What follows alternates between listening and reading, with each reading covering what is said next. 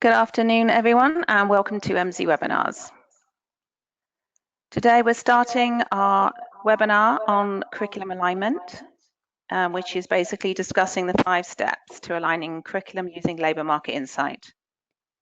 If you have any questions, please feel free to put them in the box on the control panel at any time, and we'll do our best to answer them at the end of the presentation. So without any further ado, I'd like to hand over to our Business Development Manager for Further Education, Carla Archibald, who is going to be taking the webinar today. So welcome, Carla, and thank you very much. Thanks, Debbie. Good afternoon, everyone. Thanks for joining. I hope you're all well. As Debbie pointed out, this afternoon we're looking at the 5 steps to better curriculum alignment using labour market data. This follows on really nicely from our recent blog piece. So we've done a series of blog pieces on the 5 steps. So the aim over the next half an hour is just to go through these in a little bit more detail and answer any questions that you have. So the agenda then for the next 40 minutes, I'll introduce MZ, give you an overview of MZ mission and how this fits nicely into yours. We'll look at why we need curriculum alignment and why we need to align curriculum to local labour market demand. So just exploring why it's important really and what the drivers are for this. We'll look at the 5 steps in detail. So we'll unpick those 5 steps and go through those step by step. And then we'll have a summary and I will give you an overview of what we have coming up. So a couple more webinars and then some detail on the conference that we have in May. So as an FE college, you have a fundamental mission to ensure that your course offering is helping students' employment prospects while also benefiting your local economy. It's MZ's mission to help people make better decisions relating to the world of work. And we do this by giving you the insight into your local economy that will enable you to fulfill that mission. So with our insight, it will help you meet Ofsted requirements, help you beat your competition, and also ensure that you're making great use of public funds. From working with over 100 colleges, we've learned that it's really difficult to shape curriculum that meets local labour market needs, improves student employment prospects, and closes the skills gap. And this is all to be done within a really tough funding environment. Our experience has helped us to fully understand the issues at present and become a trusted advisor for colleges who are looking to align their curriculum. So why do we need to align curriculum with local labour market demand then? We know that Ofsted are calling for a meaningful and relevant curriculum that gives learners progression opportunities into the workforce. At last year's AOC Curriculum Conference, Ofsted's Deputy Director pointed out some of their main concerns.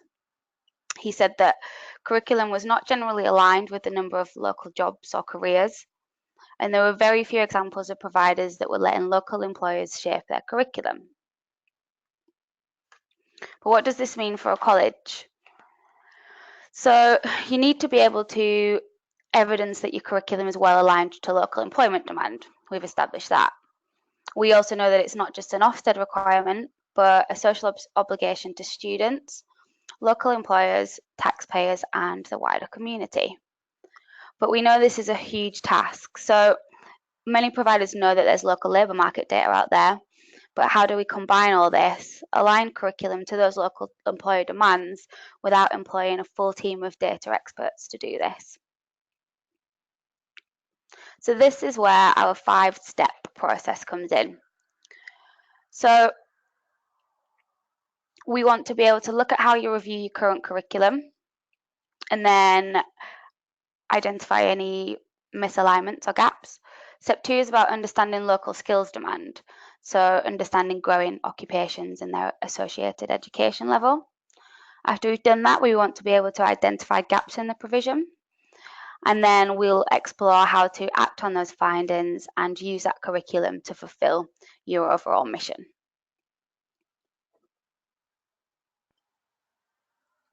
So step 1 is all about reviewing your curriculum, so your existing provision that you're offering. So our experience in supporting education providers has helped us to develop a robust model that maps qualifications to the occupations that it's typically trained for. So what we do is we do this mapping process for you. We take the number of students who completed a qualification in each of your subject areas, who then assumingly goes on to seek employment.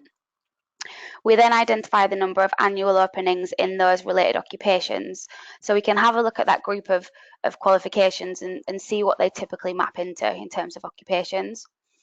By comparing these two metrics, we can map how well the college's courses are currently aligned with the occupations to which they relate.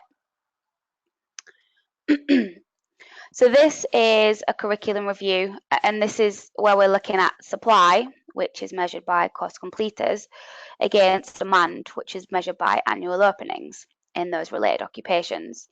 So it gives us a great indication of whether these courses that you're currently offering are oversupplying or undersupplying the labour market. So if we have a look at this in a little bit more detail. So this is just an example of a curriculum review that we've anonymised. So we have a table showing annual openings and course completions for 5 subject areas, and those are just down the left-hand side there. So you can see the green bar that shows annual openings of jobs in the local area, and the blue bar shows the number of students who have completed a course in that area in the academic year. So we'll take the top bar then, accounting and bookkeeping. We can see that this college have a significant undersupply in this area. So there was 1,404 annual openings that year, but in terms of course completers, this college had 67 learners who completed a course in that area in that year. So if we look at the flip side and we look at the bottom row, we can see that in the area of beauty therapy and hairdressing, the college had 330 completers in this subject this academic year, but there were only 256 annual openings locally. So this identifies a huge oversupply, and the top bar shows a huge undersupply. So what does this tell us, and what else do we need to consider? Because it's obviously not just as black and white as that. We need to consider the existing workforce. So vacancies can be filled from within the existing workforce or by workers that move from one geography to another. So it's not just your learners that are going into the workforce as new learners seeking a job opportunity. We also have to consider job claimants. So for every region, there'll be a number of job claimants who are seeking jobs in these occupations. We obviously need to take these into account, and we will in a curriculum review. And then similarly, there are other providers, so you know that you're not the only college in the area, and you're definitely not the only education provider in the area. So these other competitors or other education providers will also be supplying the region with these skills. Although it's not as black and white as that though, even before we take these 3 factors into account, the data tells us a number of things from a directional sense, and it's a really good place to start.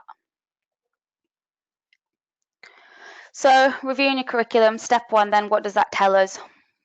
It looks at a supply-led curriculum review, and this graph just shows that in a bit more detail. So what we've got is the small circle, and that's an example of a college curriculum. So it shows a mixture of areas of oversupply, which is the green area within that small circle, areas of undersupply, which is the yellow circle, the yellow area, sorry, in the small circle. And then we've got the grey section, which is where there's areas of good alignment. So this is a small circle within the larger blue circle, and the larger blue circle represents the total level 2 to 3, 5 related occupations within the local labour market. So what a supply-led curriculum review does is take us from here to here, where we now have a fully aligned curriculum within the small circle. But you're probably asking, there's still that big blue area, so what about the rest of the FE-related occupations within that labour market? Because the curriculum review is driven by supply rather than demand, it can only move the college's current curriculum to better alignment, but it can't align with the rest of the local labour market. What we need for that is to understand the local skills demand, which brings us on to step 2. So understanding local skills demand means we need to understand the two questions. So what are the occupations and skills needs within our region? And what education levels make up these occupations? So it's great knowing what occupations are growing, but how does this relate back to FE and our curriculum? So within Analyst, we can really easily identify growth occupations by running an occupation table. So this graph below shows us the top 10 occupations by projected annual openings over the next 5 years in the Coast to Capital LEP region. So what we've done is pull this 4-digit SOC code, so the most detailed level of occupation codes, and we've pulled out annual openings as well as new job growth. So in the Coast to Capital LEP region, so we've pulled a group of local authority regions together. We've got a high growth of sales and retail assistants, care workers and home carers, nurses, bookkeepers, and secondary education teaching professionals. So that's great, but we also need to be able to identify the education level of each of these growing occupations. So in order to align curriculum accordingly, we need to know what education level is attached to this. So again, using the highest annual openings in the occupations in the Coast to Capital region, we can run the same report, but this time we've identified the job by education level. So same group of occupations, you'll see the annual openings column, and you'll also see the education column. So what's really good about this group of occupations then is 7 in the top 10 are at level 1 or 2. So this relates really nicely back to FE provision.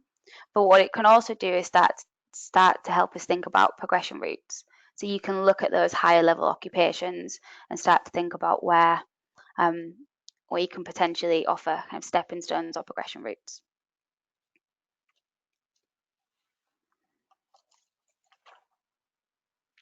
So that brings us on to step 3 then. So far, we've explored a supply-driven approach in step 1, which provides a great starting point for aligning current curriculum. Yet, because it's supply-driven, it can't help us to produce the demand-led curriculum that Ofsted are calling for. So then in step 2, on this point, we looked at how we can identify local occupations that are seeing the biggest growth and get a good understanding of the skills level of these occupations. So in step 3, we'll look at how we can carry out a gap analysis to bring these two steps together and start by looking at the local labour market, measure your current provision against that demand, then identify the gaps and opportunities. And this is what we call a gap analysis. So what does the gap analysis do then? So again, brings your curriculum together, your number of completers together, like in the curriculum review, but it also is incorporating that local labour market insight, which we had a look at in stage 2. So beginning with the local labour market is critical, and what it does is mean if we measure curriculum against this, we can identify which courses are currently oversupplying the labour market, which areas of high labour market demand were currently not being met, and then also where there might be areas of opportunity for new course development, which is really, really crucial. So again, we're going to have a look at an example. So in this table, we have areas of disciplines in the first column. So this shows course areas or course disciplines. In the second column, we've got annual openings within the local labour market. So that you see we're starting with the annual openings on this section rather than the completers, which we did in step 1. So just to note here, and the thing that we picked up on earlier, that this column is actually annual openings, not growth, which includes new job growth, but also what we call job churn or replacement jobs. So this gives us a truer sense of the local labour market demand when we're looking to align curriculum. It's not helpful to just look at new job growth because a lot of the time the annual openings are much higher than the actual job growth. So in the third column, we've got the completers column for the academic year. And then in the final column, we've got the gap. So we're highlighting the gap between the demand and the provision, basically. So we've just color-coded these in to make it a little bit easier to understand. But what we've got at the top in the green bars are areas where the college already offers courses, but the labour market data suggests that there may be room to grow to meet this demand. So for example, if we take management, in the 5 years of annual openings that we've identified, there are 225 jobs. The college completers were only 128 in this academic year. So there's a gap of 97 jobs between demand and provision. And if we look at administration, there's 46 completers versus 305 openings. So a lot of room to grow there. If we look at the blue columns or rows, these are the courses that the college do not currently offer. So what this is indicating that there's potential for new growth or new courses to meet these skills needs. So in the 5 years of annual openings that we've identified, there'll be 148 marketing and sales jobs. Now, this college has currently got no completers in this academic year or any year to suggest that they're not meeting the needs there of marketing and sales jobs. There's a gap of 148. And warehouse and distribution, there are also 0 completers and 59 jobs. The yellow area suggests this is the courses where the data suggests that the college are currently oversupplying labour market demand. So there are lots and lots of completers every single year, and the labour market is actually kind of stationary or declining in these areas. So sports and fitness, we've got 942 completers a year. There are actually no sports and fitness jobs in that 5-year period. So you're going to have a lot of learners with a sports and fitness qualification, and there's actually no available job openings. Now, again, it's not as black and white as this, and you obviously have to take into consideration transferable skills. But I think essentially what we're trying to say is a learner comes to college with a view of taking up a sports and fitness course because they want to be a fitness instructor or they want to be a football coach. Similarly, engineering, there's 72 annual openings in this time period. The completers data is showing us as 264 completers. So we've got a gap between demand and provision of 192. Okay. So we've looked at a gap analysis then and how important it is to start with the actual labour market data once you've aligned your existing provision like we did in step 1. And understanding the labour market in all of this is crucial because you can't align your curriculum to the full labour market if you're only looking at where you're aligning or misaligning within your current curriculum. So we actually find though that it's not uncommon for a college to conduct a curriculum review or a gap analysis and then it just sits on the shelf. No one really does anything with it, or it's just too big or overwhelming for colleges to even make a start. One of the main reasons for that is not knowing where to start. They've got a list of gaps and a list of areas of strengths and weaknesses, but where do they go from this? So this is step 4, and we're just going to touch on how to act on the findings. So the key is, where possible, is to concentrate on the most significant areas of misalignment and gaps and identify those areas of opportunity and look what new qualifications or courses you can put on. So just to look at an example, by prioritizing areas of misalignment and identifying areas of opportunity, you can then take the first steps to kind of aligning with local demand. So a good way to start doing that is looking at the top 5 areas of strength, opportunity or threat. So you're separating them out if you like. Strengths, which is the top bar or the top section. This looks at courses where they're well met compared to local demand and the occupations are growing or at a stable condition locally and nationally.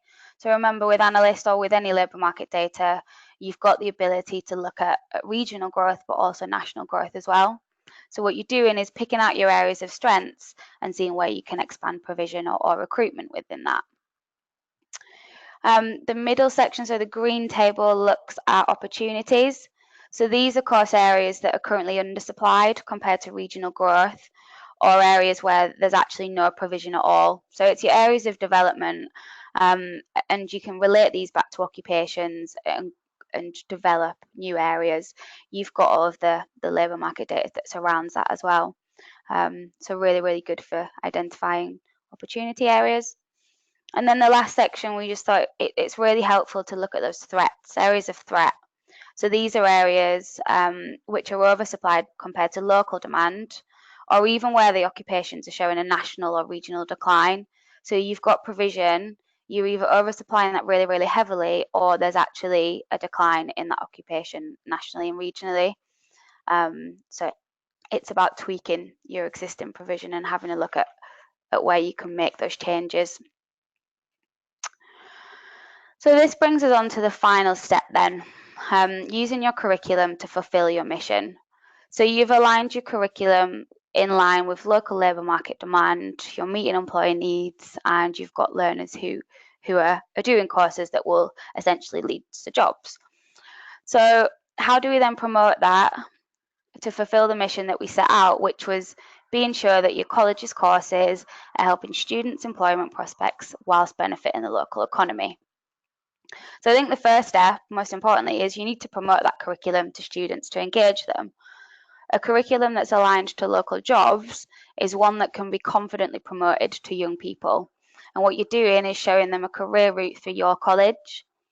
Now, the graphic just really simply shows how you can do that. You've got a course page, for example, but what you're doing is giving the learners job openings per annum in the region. So you're showing them live job openings, and then you're also giving them potential salary information.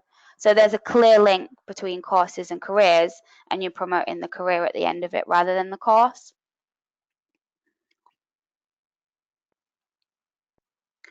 Secondly, you should engage employers. So once you've aligned that curriculum to local job demand, you can confidently go out. You're better serving the needs of local employers, so you can use this to improve engagement with them. What you're essentially doing is having a look at job growth, meeting those growth industries and occupations, and you're providing them with their skill set. So you're fulfilling those skills gaps that everyone talks about, or at least starting to bridge them. And then I think the third thing is to engage with other stakeholders. So a curriculum that's aligned to local jobs is one that not only helps you in your Ofsted inspection, but it also helps you to fulfill your mission to give students the best opportunity to get employment using the skills they've learned, supply employers with the skills that they need, we just talked about that, but overall to bring great benefit and prosperity to your community. So that fits in line with our mission, and it also fits in line with your mission.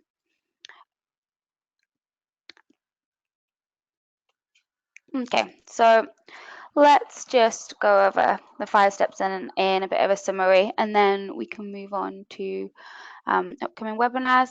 So in step 1 then, we looked at the curriculum review and reviewing your current curriculum. So we talked about this being the simplest place to start, in that it allows you to establish where your current curriculum is well aligned and where it's not with related jobs or occupations. We then talked about how that was supply led. It helps us result in a better line. It helps us better align the courses that we currently offer, but it doesn't produce that truly demand led curriculum. We then explored that for this, it's necessary to have good insight on your local labour market. It's where our labour market data comes in. So we identified those occupations that were growing, and we also identified the education levels that were associated with that. So in step 3, we brought all this together. So beginning with the labour market, we then talked about how you can undertake a gap analysis. So not only does this identify areas of misalignment within your current curriculum, but it highlights those areas of your local economy that you're not yet meeting at all. So it's a development and it's an opportunity exercise, and it just shows how the college can grow its provision. In step 4, we talked about how it wasn't unusual for colleges to start this process, even complete it, but then not really do anything with it. So we talked about how the best way to make sure this doesn't happen, is to prioritise interventions. So identify your areas of strength, look at the opportunities, but then also highlight areas of threats and weakness as well. And then in step 5, we just brought all this together. So what do you do now, having better aligned the curriculum with local labour market demand? So it's not just something that you show Ofsted, but you should be proud about this, and you should shout about this to your learners. It should help with learner engagement. employer engagement, but also fulfilling your wider mission of being the place for learners to go. So we've put this into a how-to guide. So the 5 blog articles are out there on our blog on the website, but we've put this into a nice 5-step document for you to refer back to. We will be sending this out to everyone who's on the webinar, and we can go over it in a bit more detail if you have any questions. The next EMSI webinar will be on student engagement. So in that last section, we talked about how to engage young people or engage learners, and how kind of should shout about your newly aligned or your aligned curriculum. So the next webinar will focus on marketing your courses to young people using labour market insight. This is on, it's actually on Thursday, the 28th of February, 2 p.m. And we also have a webinar for current analyst customers. So there'll be an analyst training and refresher session. This is on Friday, the 16th of February at 11 a.m. You can sign up to both of these on our website. Under the resources tab, there'll be a webinars page and all the details are there. That lastly brings me on to our EMSI conference. So in May, Tuesday the 15th of May, we'll be holding a conference in Birmingham. The theme is People, Place and Prosperity. Again, on our website, you'll be able to click on the conference link and it will give you details on all of the speakers. Some really good speakers for that, so really excited. So finally, tell us about your challenges. So we'd love to hear about the issues you're grappling with and how a local insight might be able to help you. So we want to discuss your needs, talk about the challenges you're facing, and then demonstrate and suggest some potential solutions. So my contact details are just on the slide there. And just a point on ongoing support, we will work with your organisation to implement any solutions that we offer and help you get the most out of it. So that's it from me. I think we have some questions. We do, yes. Well, thank you for listening, and thank you, Carla. The first question we have is, can you provide any data on prison release areas and the labour market gaps for these release areas based on prison education? We can indeed. So we recently have entered the lot regional geographies with an analyst. So just how we looked at on the slide about looking at the coastal capital LEP, we pull those regions and those lot release areas. So you'd be able to run an occupation report to look at skills gaps in those areas. Can definitely talk to you a little bit more detail about that. We also have a couple of newly released reports just on how we can support or labour market data can support in our last bids and beyond.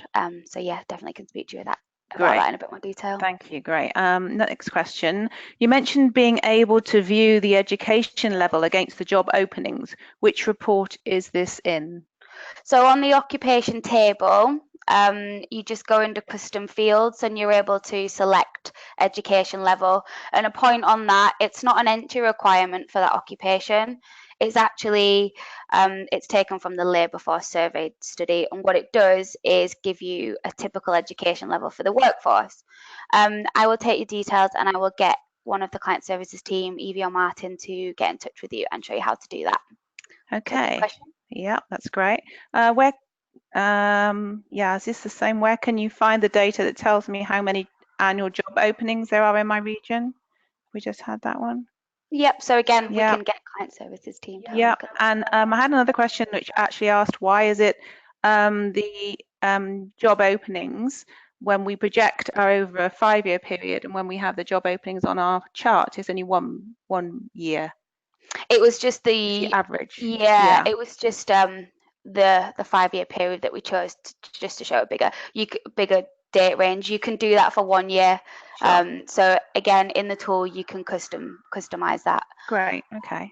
Well, that's great. Thank you very much. Lovely. Thank you. I think we finished. So thank you for listening, and there will be a recording that is sent to you hopefully tomorrow.